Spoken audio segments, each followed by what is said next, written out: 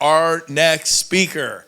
I met her 36 years ago. And we've been in touch off and on for a long time, kind of kept up on her, kind of here, lived in Tahoe, lived in down south, Sacramento, moved out to Hawaii, mortgage, title, real estate. And all of a sudden, our lives came back together because I sponsored a general manager of Berkshire Hathaway, and he reached out, and she misunderstood who he was, and thank God she did, because we reconnected. And when I think of our next speaker, I think of someone who embodies the Aloha spirit, embodies love and caring, and I think she's one of the most inclusive people I've ever met in my life. She's like the most non-statusy person I've ever met, and genuinely cares for people. And I think it's the secret to her success. That's why she has a huge business, and it's why she's speaking today, because we love and adore Sherine Duncan. Give her a hand, everybody. Woo! Come on! My sister from another mother, my Ohana. Love you. Best part about speaking ever is having Brent introduce. He makes you feel so good. I'm just going to call you every once in a while, Brent, when I'm having a bad day, and just say, pretend to introduce me. But yeah, I'm so thankful for Brent, James, Jean. You guys, these events, you don't know when they're going to end. When I first got in this business, Rob and Jen Flick put on this just crazy, awesome thing going on in, where was that, you guys, Puerto Rico? Puerto Vallarta. I'm sorry, it was Mexico. And I just remember, because I was so brand new and I had 17 agents in my group, and Brent's telling everybody, this is an A person. I know he's probably said about everybody in the room, but I was so excited. I was an A person. And but those events, Brent and Jean have carried on and are bringing them to us, but you guys don't know when they're going to not be anymore. I'm telling you, these guys, they don't have to do this.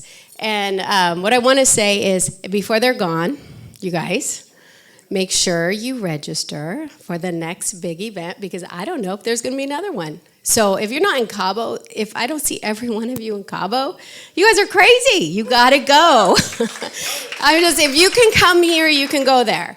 So for me, every time I've been to an event, I would say I go home and sponsor 5 people. So you know what? Every one of you, go home, minimum, just get 5 people. Okay? And you'll be able to, because you're going to make just a couple little silly little tweaks that you're going to get from some bits and pieces from us and everybody that's speaking, that's going to make you go do something different and make a difference. 5 people, okay? I promise. All right. So anyway, I just wanted to kind of tell you real quick a little bit about me. I prefer what Brent says, but I don't know if it's true, but I like what he says. But the highlights kind of my career, if I go back, I was born into real estate. My dad was a realtor. My grandmother's a realtor. I actually got married at just 18, a virgin. I had 2 kids early. I moved on to San Luis Obispo, and that's where I started. I went through a divorce before I moved to San Luis Obispo. And then I started, it was a good divorce. I know that sounds crazy. He's a good guy. He's my husband. We got married very early. Anyway, I moved to San Luis Obispo, and I started a mortgage company there that it just did really well. We worked really hard, and I recruited top loan officers, and then I went out looking for those top 10% of the realtors that actually do 90% of the business. So there's not that many realtors to call on. You realize that? There's not that many, and you can get like all the business. So we started, basically that company became number 1 in our county. We were closing 60 deals a month consistently, so it was a really, really good, we were doing great. At 40, I was 28 when we started that company. At 41, I left, and I ended up going down to San Diego for a short term before I ended up in Lake Tahoe, where it was 2007, you guys. So I wasn't about to get back into lending. I was not 12 years old either. Goodness sakes, justice. But anyway, I worked for Fidelity for quite a while there, about 5 years. Loved it, you guys. It was really fun for me, and I met the love of my life that didn't end up marrying me until just a couple years ago. But I did meet him there, and that was a good part of that. And at one point, I remember, you guys, and you know how tough those years were if you were in the business at that time, so hard in real estate. And in April of 2011, we actually got 100% of the market share at Fidelity. Can you believe that? I still look back and can't believe that. And there were 5 companies, but I was out there just like every day having that relationship with the top 10%, and that's where all the business was. Nobody else was doing it. So that's, something to say that the great realtors still do well in bad markets every time. And the reason is, what I really want to talk today about is pivoting. If you haven't seen a lot of pivots, have you just heard me talk about all these different places and jobs and things I've done? And then from Fidelity, they recruited me to Hawaii. It's just saying, oh my gosh, I don't know what this person's doing in Tahoe, but we need this help in Hawaii. So I came out here as sales manager for the all islands. I used to come to Lahaina every week, even though I live on Oahu. But that was part of my job. And after 2 years of that, I realized just how much I'm going to be honest, I didn't like it. It's management. I loved Hawaii. All 3 of my kids, one I had adopted. All 3 had come here within a year of me moving here. They were all adults. And basically, I just had to get out of it. I didn't like, everybody just calls when they're upset. All the realtors that are mad, they call because they have issues. And I don't blame them. I mean, my background is so much in real estate that I always felt more for them than the escrow officer. But I will say this, you guys, be kind to those people you have to complain to. Be kind. But anyway, after that, I jumped into real estate in 2014. I always told my dad, no, I'm not going to sell real estate, but I finally did it. I just jumped in head first. And you guys, I was single. I had a $7,000 a month rent, because that's about what it is here for just a little house. And I was going, jumping into complete full commissions again. It was scary. And guess how big my database was outside of realtors? 5. Literally. I knew 5 people outside of real estate, and I jumped into real estate full time. So that was here in Hawaii. So basically, I started running Facebook ads. It was a really good time to do that, 2014. I was running ads saying, what's my home worth? And then after that, I would go out and take CMAs to them on Sunday. And it worked. By the second year in real estate, I actually hit the top 100 in our 8,500 agents in Hawaii. So it worked. And I worked hard. But you guys, you probably all know how that is when you have no option but to succeed. You're going to succeed. And you're going to figure out how. Right, Phil? So basically, that kind of is how my story went. And I've always told that part of my story, and some of you have heard it before. But today, ironically, Phil got up and kind of told some of the dark places. But I really wanted to talk today about pivoting, because I've had to pivot a lot, and it's not because I just went from one success to another. The reason I got married at 18 is because I was raised in a cult. And so that happened. It was just, I didn't know it at the time. Nobody ever does. But that was so cult-like, everything about the way I was raised. I love my mom and dad, but people get caught up in these things, and they're out of it now, and I'm so grateful. But leaving at that time when I, at 22, got out of that, I lost everybody I knew. I even had my own brother that now, and I've always loved, but at that time said, you're no longer my sister. I mean, it's when you're in that situation, it's terrible. But that's what made me leave Sacramento, and then I ended up going to San Luis Obispo, falling in love with a loan officer, and then saying, let's start our own company. And then we did, and we built this amazing company that I just talked about. I had what looked like a perfect life, a beautiful home. I had what looked like I had everything. But at 41, my marriage counselor called and said, I need to see you right away. And I went over there, my husband had just left there. And he said, they said, you need to either call a divorce attorney right now, or I'm calling the district attorney. And they're going to prosecute him because enough is enough. And here I look like this strong businesswoman, but I was being abused, terribly abused. It was becoming life-threatening, and that's why the marriage counselor told me to do that. So then my kids were already off to college. I was only 41, but remember I told you how early I started. So the reason I left that mortgage company was because I had to. I went and got in my car, and I got my little dog and my computer, a few clothes, and I drove away. And until just last year, I didn't even have the photos of my kids growing up. I had nothing else. And I did leave it all, and I really felt for you, Phil, as you were talking today. And that dark time, remember how I said I had a stint in San Diego? I got out to the freeway in my car. I didn't know if I should go left or right. Do I go north to my folks and my brother up north, or do I go south? My kids are both in college, and I just remember sitting there. I didn't even know which way to go, but I went south.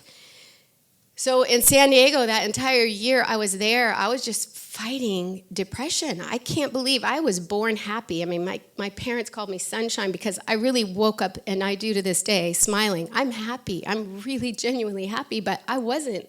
I went for a year where I didn't want anybody to know me. I didn't want to meet anyone. I just wanted to die. I really did. So I get that. So I had to get on medication. I had to get better. So I did. I got better. And as I was, Tahoe was always my really, really happy place. It was where I felt closest to God. I just loved Lake Tahoe. And so I thought, I got to get out of San Diego. It was just such a tough time in my life. I needed to move on. And I needed to crawl out of this dark hole I was in. So I went to Lake Tahoe. I'm not trying to be depressing, you guys. I'm trying to help you understand that it was all of these tough times that led me to all the highlights of my life. And so I moved to Tahoe, again, where I met the love of my life. Thank God I met him there. I had a wonderful time in Tahoe, and from there, the journey here to Hawaii was amazing. It was all good. And things just continued to go well. In 2017, I was introduced to EXP. And it was so funny. Like he said, Chris Okamura, he texts me something or he sends me a Facebook message, but I just kept kind of ignoring that. It took me 3 months to watch the video. Sorry, I have a really bad headache. And I finally watched that video, and I saw Brent in the background as an icon agent. He wasn't doing the video. That was Rob Flick at the time. But I saw Brent in the background. I'm like, Brent, Gove. And I have so much respect for him. I hadn't talked to him forever, but I picked up my phone. You were in my phone, thank goodness. Your contact was in my phone, so I called you. And just like, what is this? Because I just watched this video. Is it as good as I feel like? It just looks amazing. And he's like, it is. You got to do it. And that was it. I just like literally, after 3 months of not responding to this poor guy, Chris, whom I had never met and didn't meet for another year and a half, I think, in person. But I just texted him, I'm in all capital letters. And the next day, I didn't wait. The next day, I jumped. I'm really good at pivoting when I need to pivot, you guys. And I think that is why I am where I am today. And it's because, do I feel fear? I feel it a lot. But I know I make quick decisions. I go, okay, here's this, I got it, go. So when I am trying to bring somebody into EXP and they're not getting it, I just don't have time for that. I'm like, I'm going to keep loving on you, but I got to go. Because the people that really see it and just move over, those are the people that build it. So if you're feeling like you're having to pull somebody, stop it, you guys. Stop it. Move on. Because you know what? There's those out there just waiting to hear about this. Okay? So I do really feel like that's important. Where was I going to say to you? Just one last little pivot that I had. Last year, I came here to speak here. I'm going to be fine.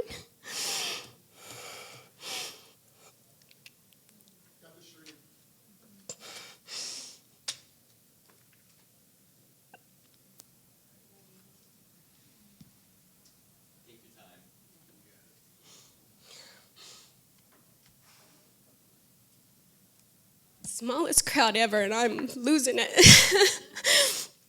Okay, I appreciate all you guys. Anyway, the first night I got here, I found out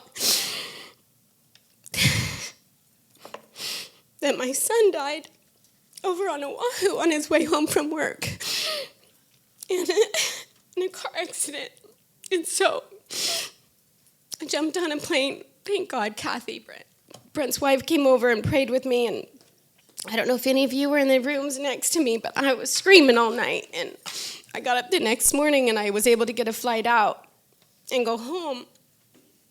And you would think that was kind of a bad start to 2023. But you guys, it was thanks to everything that has led up to this last year. There was so much support from other agents and from people everywhere that last year was the best year of my real estate career. And I know 2023 wasn't such a great year, but my team did over $65 million, and I did over $35 million myself. And it was a year that you would have thunk I just took off. And you know what? I could have taken it off thanks to the revenue share, but I kept going. I'm loving real estate. I realize I actually love it, and it does really help me. So that last pivot, I really didn't see coming, because I really had the last 15 years of my life have really been going great, and things have gone really well. But I wanted to talk before I'm done to you guys about making the pivots and making the changes in life when things don't go perfect. I know I kind of always have had such a positive story, but there has just been some crap that I've had, and that has helped me be more successful, be more caring. And I will say that when it comes to agent attraction, because of my background of caring about realtors, I feel like I've been able to help them a lot. And most of my recruits, and I call them recruits, but I will tell you almost everybody I have sponsored has come to me. And so I'm going to tell you how that happens, okay? Because after I've sponsored 46 people, and I'm not just a recruiter. I really am an agent that sells houses. But I will tell you how those 46, most all of them did come to me. When I sell real estate, it is so important to me to set the stage in the very beginning. And you know how it is when you start, you get right into escrow and you ask for something small, and the other side's like, no, not going to do that. It's just a bad start, And just be the first one to say yes. You know what? Don't worry about it. I got it. It's unbelievable how that quick little thing in the very beginning will turn events. And I feel like throughout the entire process, it just gets better and better. By the end of any transaction, I'm usually really great friends with that other agent. I want to work with them again. And I do feel like it's important to then go have coffee, not talk about EXP, just talk about them, find out about them. You know how Brent always talks about deposits? I know that they may end up in my EXP business, but I don't need them in my business today, okay? Right now, I want to find out what I can do to help them, because I don't deserve to just have them come sign up yet. I will tell them, okay? But if they ask me, I'll say, what do you love about the company? What do you love about Berkshire Hathaway? What are some of your challenges? What are some of your wins last year? Those are the kind of questions, and get to know these people. Who are your kids? Is there anything you need help with in real estate? Maybe we can collaborate about. But I think that that's a huge thing, because there was, I only brought my phone up here because I got a text, you guys, a deal that I closed in November, and it went really well. I'd never met her before, but at the end of it, that was in November, we had coffee, and then I got this text just recently, now in January: blessings upon you on this beautiful day we are given. Realtor says that. How cute is that? And she says, I humbly come seeking advice on scaling my business. We spoke briefly over coffee. When you have some time to spare, can you please call me? I have 5 listings, multiple buyers, and want to leverage them the best I can, as well as shape a new business model for 2023. I admire everything you've achieved and will be blessed to learn from you. She wanted to know about EXP, you guys. That's the kind of stuff that just keeps happening if you're constantly giving. And the one thing I think that I do, and I'll just tell you some things I do. You guys take them or leave them, but I do know they work. I keep zip ties in my car all the time, because how often do you go by a sign and it's down? Happens all the time. You guys do a U-turn and go back and take 5 minutes to fix it. Also, one of the things that I do consistently is, as soon as I see an agent has a for sale sign in my neighborhood, I just give them a quick call. I let them know it's like on the same street as me. And if they need me to turn off a light, let somebody in, something happens, just call me. I don't care what company they're with, you guys, doesn't matter. Let them know that you are just right there and you can help out. Well, that was easy. And some of the other things I do, if there's a condo and I just sold a place in that condo and I see another agent just got a listing and I just got my condo docs, I'll just send them over to them. Just that element of surprise, just kind of some of those things that we do. You realize that you can help out other agents in so many ways. You guys, are you looking for those things? Because it's kind of that element of surprise. We're like, whoa. And they just never, ever forget you for doing some silly little thing that takes you 5 minutes or less to do. So I just encourage everybody to just be, can you imagine, you guys, if everybody in EXP just kind of kept adopting this? Just throughout. Instead of people looking at EXP agents as recruiters, they would see us as like, oh gosh, I got to work with an EXP agent. You know, because that is what we can get out there and we can teach that and we can be that. And why would people not want to come to our company when not only are we great as a whole because we all are owners of the company, but secondly, because they really are going to get the best company out there. I mean, just to be able to have that revenue share, you know, I have 500 agents in my business, and I've sponsored 46. I do have 7 levels deep, but I'm not getting paid on them all yet. I'm very excited, though, because I don't really, it's not going to be that hard. Now that they've lowered that number to 30 FLQAs, it's important to be able to sponsor those ones that are go-getters, and I really, really do like to sponsor in that top 10%. Those are my favorites. So I work hard with those people. I've been really blessed to partner with somebody just recently, Joel Cavasso, one of the top realtors in all of Hawaii. He's an old school guy, just love him, and always worked really well. There were a few things that happened with him. I never, ever talked to him about EXP. Am I okay on time? Yeah, 1 more minute. Okay. But anyway, I never really talked to him about EXP, but it was so funny. He had a buyer kept coming to some of my open houses, some of my listings. I'm sorry, about 3 listings I had, and his buyers kept coming in, and then they wanted to write an offer. And they asked me to write an offer, and I'm like, Joel, your clients just asked me to write an offer for them. And I said, I can't do that. And he said, yes, you can. If they ask you to do that, then you can. I'm like, Joel, I can't do that. He's like, Sherine, do it. And so I ended up writing the offer, but giving him the commission. What would you do? Right? That's what you do when you're going to be doing the right thing, right, you guys? And if you, guess what? He's now my recruit. He's now with me at EXP. And not only is he with me at EXP, I personally sponsored him, but now he is sharing his massive, massive luxury listings with me. He's wanting to phase out. So we've been working together on luxury listings left and right. And I just can't even tell you, like, the blessings just keep pouring in when you keep giving. And it's not even hard. It's just so great. But anyway, I know my time is up, so I need to do one more plug, you guys. We are doing Build on Oahu May 7th and 8th. If any of you live here in Hawaii, I know you're going to come. The tickets are only $200 for another week, and then they're going to go up. But I just want to say, you guys, please come. May 7th and 8th, Brent's going to come speak. It's going to be, we're really following their build if you haven't been to Build, you guys, you know how great it is. Now you're going to have to go to small ones, but we are going to have one in Hawaii, and I believe it's going to be amazing. I'm very excited about the speakers that are coming and the support we've gotten from agents across the nation, and from Brent and from James. So anyway, you guys, please, if you want to come back to Hawaii, it's the Sheraton in Waikiki, which is much like this one. It's a wonderful, wonderful place. So without any more to say, thank you guys so much. I really appreciate you.